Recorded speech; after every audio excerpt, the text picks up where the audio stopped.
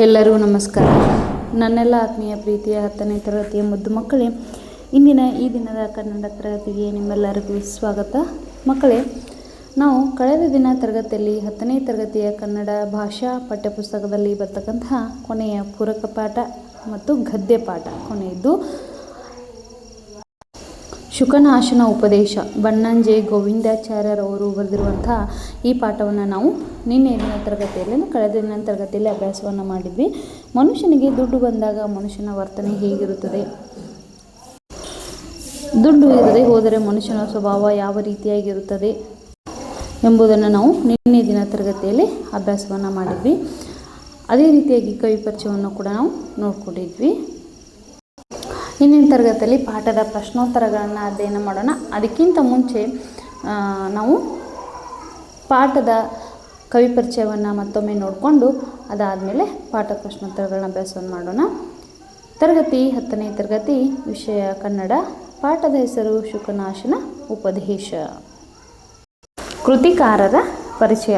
Doctor Bannanje Govindacharya ಇವರು ಉಡುಪಿಯಲ್ಲಿ 1936 August 3ರಂದು ಜನಿಸಿದರು. ತಂದೆ ಪಡಮನ್ನೂರು ನಾರಾಯಣ ಆಚಾರ್ಯ. 4 ದಶಕಗಳ ಕಾಲ ಪತ್ರಕರ್ತರಾಗಿ ಕೆಲಸ ಮಾಡಿದ ಬನ್ನಂಜೆ ಗೋವಿಂದಾಚಾರ್ಯರು ಕರ್ನಾಟಕ ಕಂಡ ಬಹುದೊಡ್ಡ ಸಂಸ್ಕೃತ ಕನ್ನಡ ವಿದ್ವಾಂಸರು. ಸಂಸ್ಕೃತದಲ್ಲಿ 50, ಕನ್ನಡದಲ್ಲಿ 100ಕ್ಕೂ ಮಿಗಿಲಾಗಿ ಕೃತಿಗಳನ್ನು ರಚಿಸಿದ್ದಾರೆ. ಆಚಾರ್ಯ ಮಧ್ವರ ಸಾಕ್ಷಾತ್ ಶಿಷ್ಯರಾದ ಋಷಿಕೇಶ ತೀರ್ಥ ಲಿಖಿತ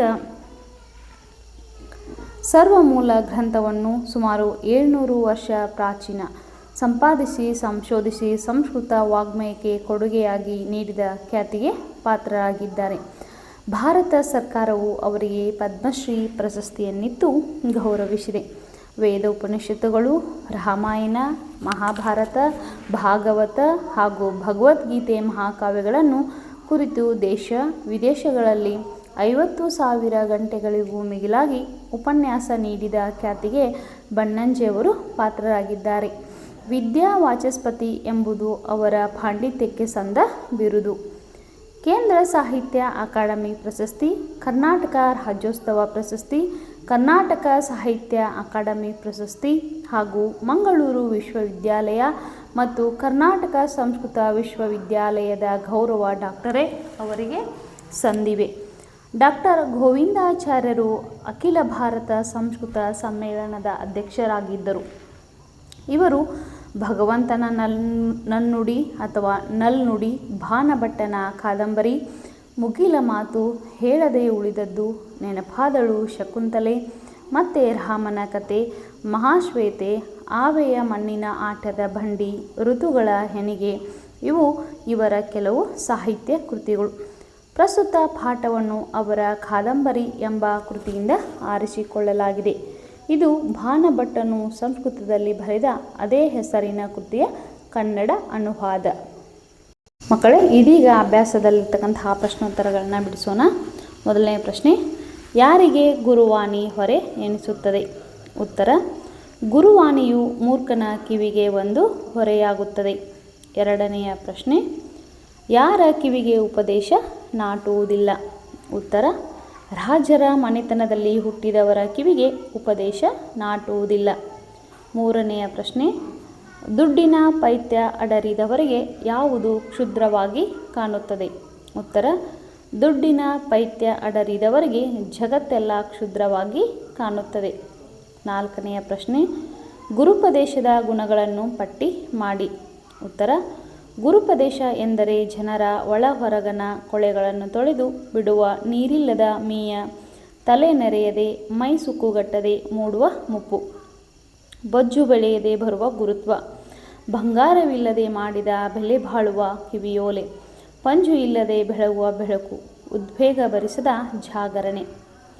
ಐದನೆಯ ಪ್ರಶ್ನೆ, ರಾಜರ ಪ್ರಕೃತಿ ಹೇಗಿರುತ್ತದೆ? ಉತ್ತರ, ರಾಜರ ಪ್ರಕೃತಿ ಹೇಗೆಂದರೆ ಅಹಂಕಾರದ ದಹಾಜ್ವರ ತಲೆಗಡರಿ ಅವರ ಬಗೆಯಲ್ಲಿ ಕತ್ತಲು ತುಂಬಿರುತ್ತದೆ. ಇದು ಎಲ್ಲ ದುಡ್ಡಿನ ಮಹಿಮೆ. ದುಡ್ಡು ದುರಾಭಿಮಾನದ ತವರು. ದುಡ್ಡಿನ ಪೈತ್ಯ ಅಡರಿದವರಿಗೆ ಜಗತ್ತೆಲ್ಲ ಕ್ಷುದ್ರವಾಗಿ ಕಾಣುತ್ತದೆ. ರಾಜ್ಯ ಎನ್ನುವುದು ಒಂದು ವಿಷ. ಅಧಿಕಾರದ ಸೋಂಕು ತಾಗಿದವರಿಗೆಲ್ಲ ಬುದ್ಧಿ ಮಂಕಾಗಿ ಬಿಡುತ್ತದೆ. 6ನೆಯ ಪ್ರಶ್ನೆ, ಗುರುಪದೇಶವು ಯಾರಿಗೆ ಮೆಚ್ಚುಗೆಯಾಗುವುದಿಲ್ಲ, ವಿವರಿಸಿ. ಉತ್ತರ, ಗುರುವಾಣಿ ಎಷ್ಟು ಪರಿಶುದ್ಧವಾದರೂ ಮೂರ್ಖನ ಕಿವಿಗೆ ಅದು ಒಂದು ಹೊರೆ. ಅಂಥವರು ಕಿವಿಯೊಳಗೆ ಹಿತವಚನ ಹೊಕ್ಕಾಗ ತಿಳಿನೀರು ಹೊಕ್ಕಂತೆ ಸಂಕಟ ಪಟ್ಟುಕೊಳ್ಳುತ್ತಾರೆ. ಆದರೆ ಸಜ್ಜನರಿಗೆ ಗುರುವಚನ ಎನ್ನುವುದು ಕಿವಿಗೆ ಒಂದು ಆಭರಣ. ಅದರಿಂದ ಅವರ ಶ್ರೀಮುಖ ಇನ್ನಷ್ಟು ಶ್ರೀಮಂತವಾಗುತ್ತದೆ.